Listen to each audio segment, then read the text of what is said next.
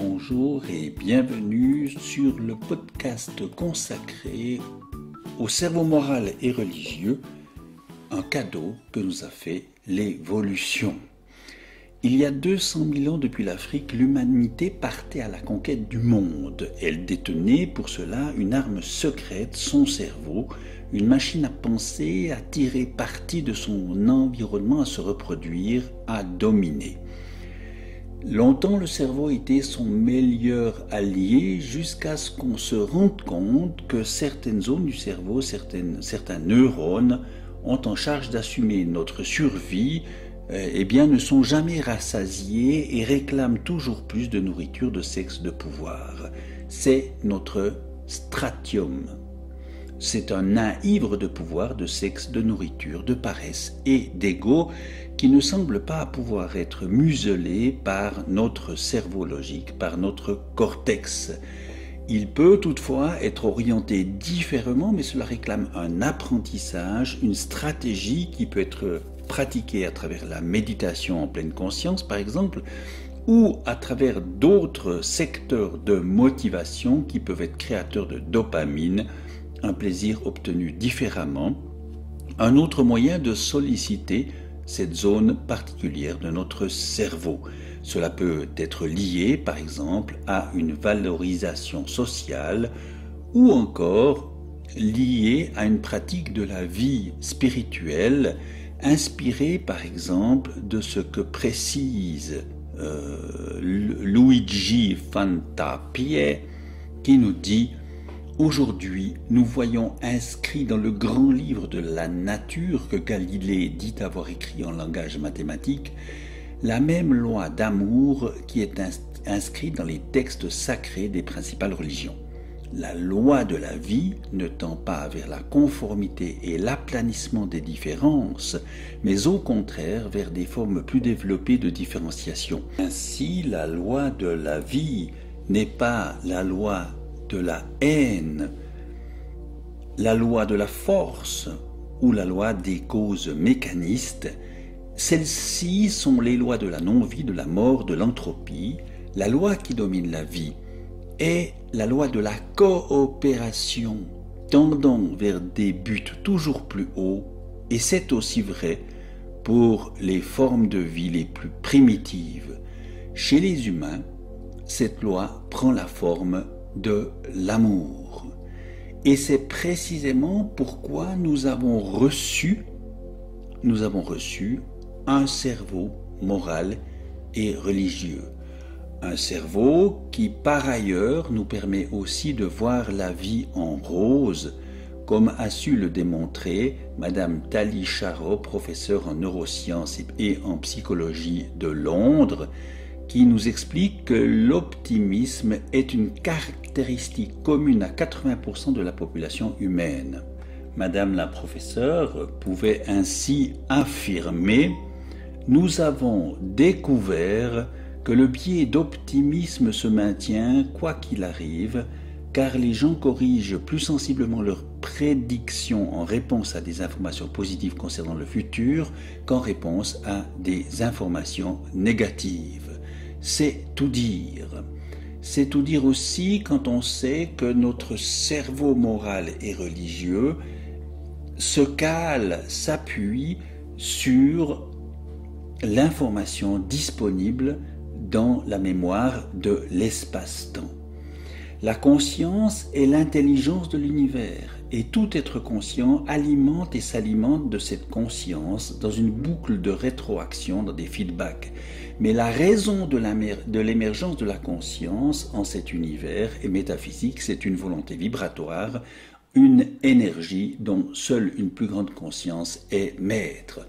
Toutefois, la conscience universelle est la matrice de toutes les formes de vie dans l'univers. Et cette matrice ne réclame aucun culte, aucune prière, adoration ou soumission.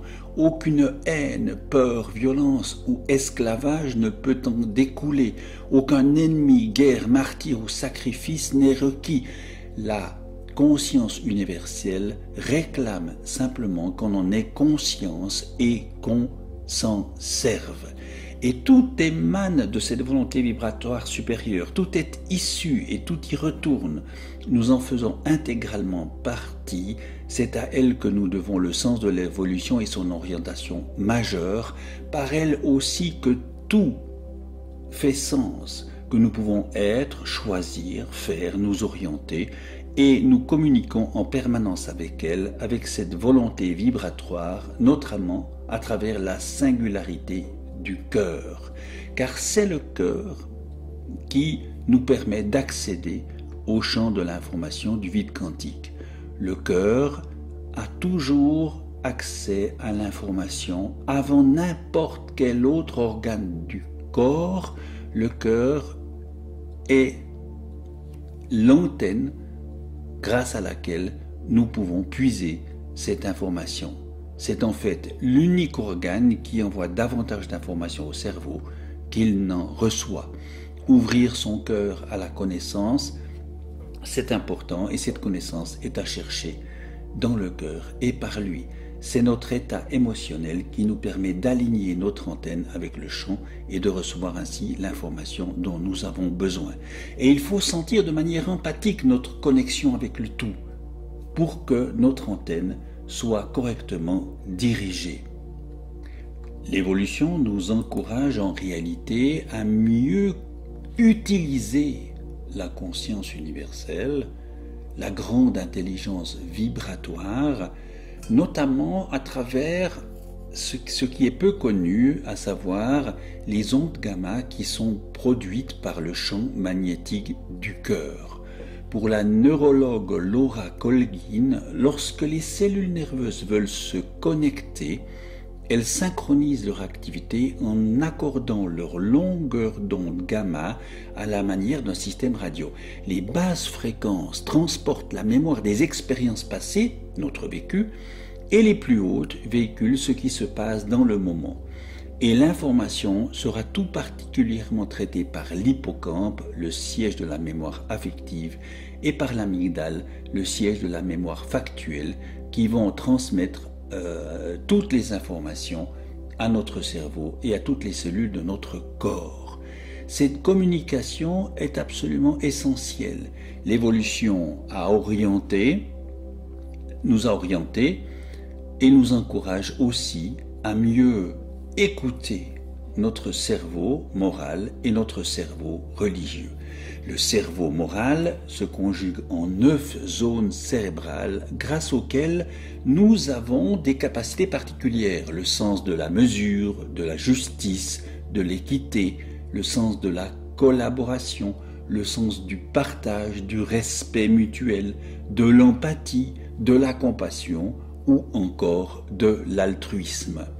Et plus loin encore, et dans une dimension moins connue aussi, les recherches en neurosciences d'Andrew Newberg et de son équipe ont mis en évidence que toutes les personnifications de Dieu sont des tentatives symboliques de saisir l'insaisissable à travers l'intuition d'une réalité plus vaste, le sentiment plus profond et plus sublime de la réalité que notre esprit peut percevoir en un lieu où tous les conflits sont résolus, en un lieu où la souffrance prend fin, en un lieu où l'unité et le bonheur sont possibles.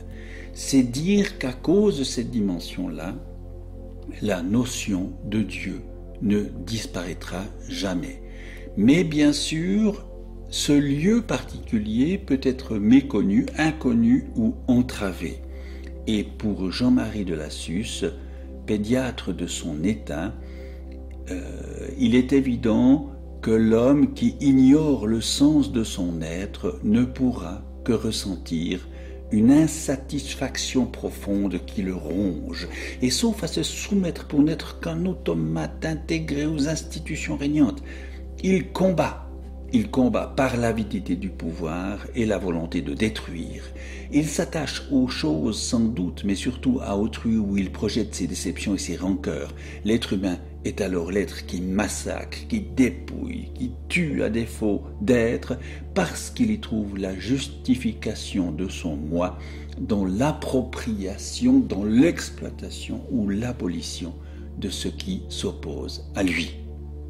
Nous avons ainsi tout intérêt à bien apprendre comment concilier notre cerveau moral et notre cerveau religieux. En réalité, lorsque la tête, la pensée, le ventre, l'instinct, et l'émotion se rejoignent dans le cœur, nous créons un sentiment dans notre corps, une intention que l'intelligence vibratoire est capable de reconnaître et d'encourager. C'est la conscience universelle qui oriente et induit les réponses. Cela présuppose qu'il y a une zone de communication maximalisée de l'information, et cette zone, c'est la singularité de notre cœur, là précisément où quand on écoute bien, toutes les forces sont en équilibre. On peut y introduire une zone de calme, d'équilibre, de quiétude qu'il faut atteindre, trouver pour y déposer et y recevoir de l'information dans un espace spécifique, celui de la mémoire de l'espace-temps. Nassim Haramein nous recommandait ainsi de l'aborder avec joie, en confiance et en reconnaissance, en visualisant l'univers qui se compacte suivant un mouvement spiralé vers l'immobilité dans notre cœur, quand on expire quelque chose avec gratitude, et qui entre en expansion à nouveau quand on inspire en confiance, et puis en répétant ce cycle de respiration encore et encore. Alors, la gratitude et les pensées positives se construisent l'une sur l'autre et créent une spirale positive et ascendante qui pourra nous être favorable. Dans cette spirale, comme le disait très bien Nelson Mandela, en réalité, l'honnêteté, la sincérité, la simplicité, l'humilité, la générosité, l'absence de vanité, la capacité à servir les autres sont des qualités à la portée de toutes les âmes et sont les véritables fondations de notre vie spirituelle. C'est en elles que nous pourrons dialoguer le mieux avec la conscience universelle, avec l'intelligence vibratoire créatrice à l'origine de tout, et bien sûr vivre en harmonie avec elle. Redisons-le ici avec force et conviction, la conscience universelle est la matrice de toutes les formes de vie dans l'univers. Elle ne réclame aucun culte, aucune prière, adoration ou soumission.